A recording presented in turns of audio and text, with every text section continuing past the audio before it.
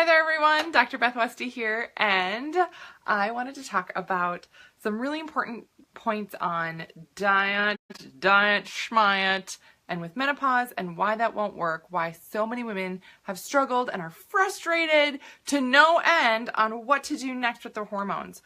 There really is such a huge lack of information for women out there, and it's terrible to try and figure out what you're supposed to do, what you should be doing next, how to navigate nutrition, how to navigate exercise.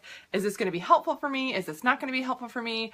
This person's doing that. Should I be doing that too? I tried this before. This worked before. Why isn't this working now? Et cetera, et cetera. You sort of get spun in this circle constantly of you should be doing this, you shouldn't be doing that. And then how is that going to affect everything short term and long term? So the one thing I want to focus on here for women that are in menopause, and this is menopause for any reason, is that anything that you're doing unhealthy gets amplified. The negative effects of it get amplified during menopause. Yikes. Triple yikes. Seriously. So a lot of women will think, oh, you know, I was following this other nutrition program before, or I would do these other diets before, right? And when you do a diet, it is a lot of energy, a lot of effort. It's usually something that's not pleasant to go through for women, right? How many times do women say, I'm going to go on this diet, yay? They're not excited for the diet, they're excited for the results, not the diet. So going through that causes a lot of emotional energy that you're expending in this one thing just to get this result that's not going to last. And if you're in menopause or perimenopause and it's doing something that's actually damaging for your system, it's actually going to be working against you, and then you're having a whole lot more problems as a result of that. When our hormones are very, very sensitive to shifts, to changes, and it could be things in the environment, it could be extra stress that your body's under that it doesn't like, and all of a sudden it's gonna say, whoa, whoa, whoa, buddy, too much for me. I'm not handling this anymore. I'm gonna slow the train down. Slow the metabolism train down. I wanna store everything for you because I'm worried. I'm worried that there's not gonna be enough energy for me in the future. That's what your body does. It says, great, I'm gonna store this, and usually it's right around that midsection for women. But the frustrating thing is that anything that you used to do before isn't gonna work. So, here we go. When we talk about all those other things, most diets are going to be restricting a lot of calories, which for women, they're not actually getting enough calories to get their body healthy and strong enough so your hormones are functioning at the proper level that they should be. So that's where eating the right fuel is so, so, so important. So when I say fuel, I'm talking about foods and food that brings energy and nutrient into your body.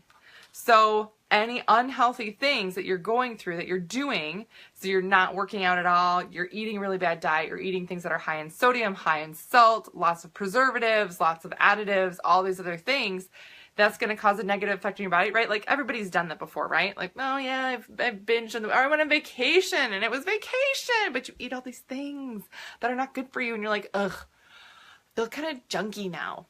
That's okay, I'll go on a diet and clean it up. But if you're in menopause, perimenopause, or menopause, those effects get amplified. So you go off of your regular healthy nutrition, and you really feel like junk. You feel like you got hit by a hot garbage truck. Gross. So that's why women have a huge, difficult time going through menopause, really with the right nutrition. So it's not about restricting calories, it's not about cutting things down, it's really more about fueling your body consistently with the right nutrients. One of the number one things to do is really focus on your proteins. This is something that I talk a lot about, but I talk a lot about it because it is that important. Getting the right proteins in your body consistently, constantly, all day, every day, protein, protein, protein. Fueling your body with that energy. That way your body says, okay, I've got enough fuel and energy to keep going, and I'm not going to shut down. I'm not going to close down my metabolism because I'm consistently feeding it these proteins. Second thing would be to make sure you're getting a healthy amount of carb in. Now, what amount of carb is healthy? It depends. If you're a super active person, if you're putting in a lot of miles, running, something like that, you may need a little bit more carb. If you're like, I go for some walks, yeah, I'm pretty active, but I'm not running 10 miles a day active, then you will need some carb, but not as much as someone who is running 10 miles a day would need. Yes. Katie, you say, I feel like that right now after just 3 drinks while golfing. Yes. Oh my gosh, right? So your body gets so used to eating clean and healthy that it just doesn't feel good when you're not clean and healthy. Ugh. When you have hormone changes like menopause, yikes. It's that like times 10. Yes.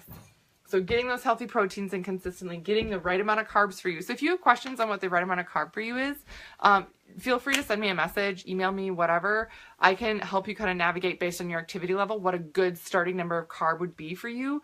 I do recommend women get carbohydrates into their diet on a regular basis. If you're doing something where you don't eat carbs for a long period of time, that's actually really damaging on your entire endocrine system, which is your hormones. That's really tough to bounce back from that and have that work and function for you long term. So yes, carbs, carbs, carbs. And then of course, healthy fats. Healthy fats are going to be necessary to really make sure your body's producing enough of the right hormones.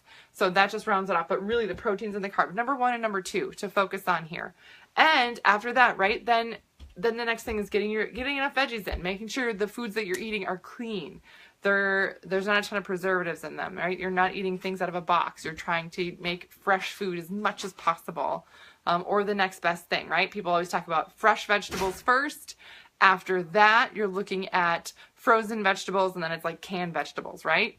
Of course. So if you have an option of having nothing versus a canned vegetable, yeah, get the vegetable in, so you're getting some of those nutrients. It's just not as fresh it's not as good as if it's fresh.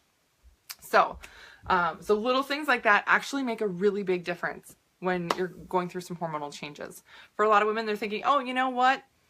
A green bean's a green bean. I'm getting my green beans in. Well, it may not be the right type of green bean that's maybe setting things off a little bit more for you during menopause. So these are all things that I cover in the challenge group that I have coming up. So you can click the link and learn more.